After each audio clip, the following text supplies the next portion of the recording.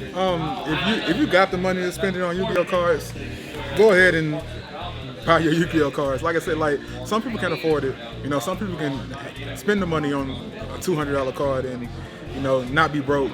You know, they have enough money to pay rent or to pay a bill or get them some food. Like I witnessed somebody buy cards instead of food today. Like that kind of befuddles me a little bit. I think that's the right word. I don't know, but like I don't know. It's kind of when it gets to that point, it's kind of a problem.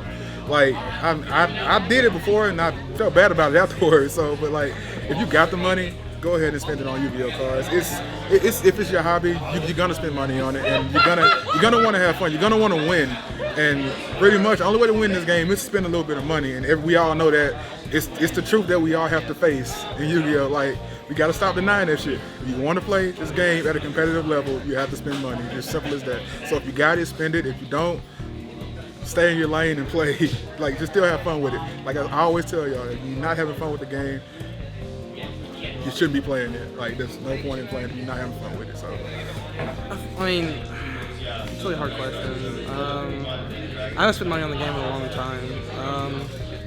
I trade a lot, but trading is getting hard in the game now. Everybody's wanting money and switching back and forth, and I think there may be a limit. Like you shouldn't spend over 80 for a card unless you like 80. If I had to have it, I would spend 80, but I wouldn't spend more than that.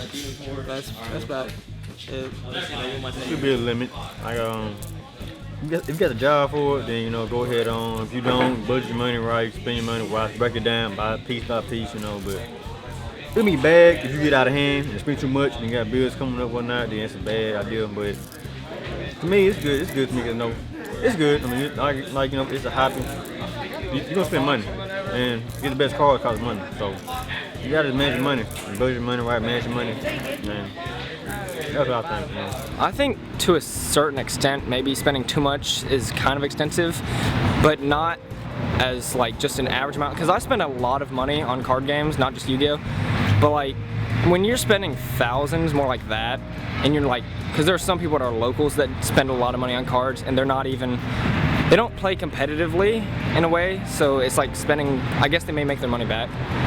But to spend a lot of money and not make something out of it, I think is a little too much. But if you're making money back and you're profiting, then there's nothing wrong with it. It's more like a necessary evil to spend money on card games. It's probably the most expensive hobby I can think of, really. So, yeah. I think people that neglect bills are crazy. Me, I like spending money on Yu-Gi-Oh, but I have a budget. And if I'm building a deck, I might go over my budget sometimes, but spending money on Yu-Gi-Oh when it's definitely like just outrageously high priced, everything. I would say if you're gonna build a deck, take your time on it. Don't buy everything outright, because if you do, next thing you know, your deck is hit, and you just spent $1,500 on a deck for no reason. So just take your time and build it, and hopefully everything will be all right. That's my thought on spending money on Yu-Gi-Oh. To me, I guess it depends on what kind of player you are and how much money you're willing to put into fueling your hobby. If you're doing it for fun, I probably wouldn't try to put in too much money. Some people, they have to spend a lot of money because they want to make a business out of it. Other players, they want to have the best cards.